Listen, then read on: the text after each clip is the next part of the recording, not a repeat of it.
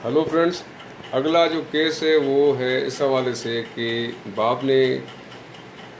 Case for custody of minor children file किया। उसमें ground ये लिया गया कि जो वालदा है, मदर ऑफ द चिल्ड्रन, वो फाइनेंशियली इस काबिल नहीं है कि बच्चों की परवरिश कर सकें। मींस कि अगर मदर के पास इंडिपेंडेंट सोर्स ऑफ इनकम नहीं है या वो फाइनेंशियली इस पोजीशन में नहीं है कि बच्चों के खर्चे में बर्दाश्त करें, उनको मेंटेनेंस प्रोवाइड कर सकें, तो क्या इस ग्राउंड की बेसिस पे माँ से बच्चों की कस्टडी ली जा सकती है या नहीं। इस हवाले से ये समझने की चीज़ है कि एक वालिद, a father is duty bound to provide maintenance of minor children, यानी ये बुनियादी तौर पे ज़िम्मेदारी बाप पे आयद की गई है एज़ पर लॉ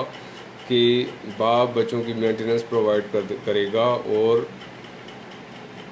इसी चीज़ को नज़र में रखते हुए इस बात का जवाब दिया जा सकता है कि अगर माँ फाइनेंशियली इस पोजीशन में नहीं है कि बच्चों की परवरिश कर सकें, उनके पास कोई इंडिपेंडेंट सोर्स ऑफ इनकम नहीं है, तो ये कोई ग्राउंड नहीं है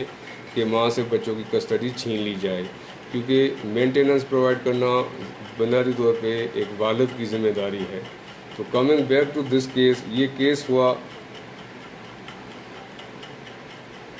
वालिद ने ट्रायल कोर्ट में, फैमिली कोर्ट में एप्लीकेशन फॉर कस्टडी या माइनर चिल्ड्रन फाइल की।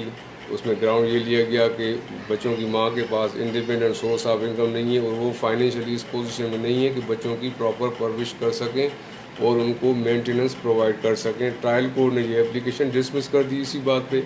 कि ये तो वालिद की ज़िम्मेदारी है। अगर माँ के पास पैसे नहीं है, उसके पास फाइनेंशियल रिसोर्स नहीं है, इंडिपेंडेंट सोर्स ऑफ इनकम नहीं है, तो ये तो वालिद की ज़िम्मेदारी है कि वो प्रोवाइड करेगा। इस पॉइंट पे कैसे माँ से बच्चों की कस्टडी छीनी जा सकती है। उसके अगेंस्ट डिस्ट्रिक्ट जज के पास ये फर्स्ट अपील आई, अपील अलाउ हो गई और वालिद के हक में फैसला हो गया कि बच्चों की कस्टडी बाप को दी जाए। Thereafter mother filed petition in the high court इसी फैसले के खिलाफ, और ऑनरेबल हाई कोर्ट ने ये क्लियर जजमेंट पास की कि basically father is duty bound to provide maintenance of the minor children, ना कि माँ की ज़िम्मेदारी बनती है। तो इस ग्राउंड पे या कैसे माँ से बच्चों की कस्टडी ली जा सकती है कि माँ के पास सोर्स ऑफ इनकम नहीं है, उसके पास रिसोर्स नहीं है, फाइनेंशियल इंडिपेंडेंस नहीं है कि बच्चों की मेंटेनेंस प्रोवाइड कर सके। तो कहने का मकसद ये है कि इस सारे केस में जो फाइनल जजमेंट आया हाई कोर्ट से वो ये था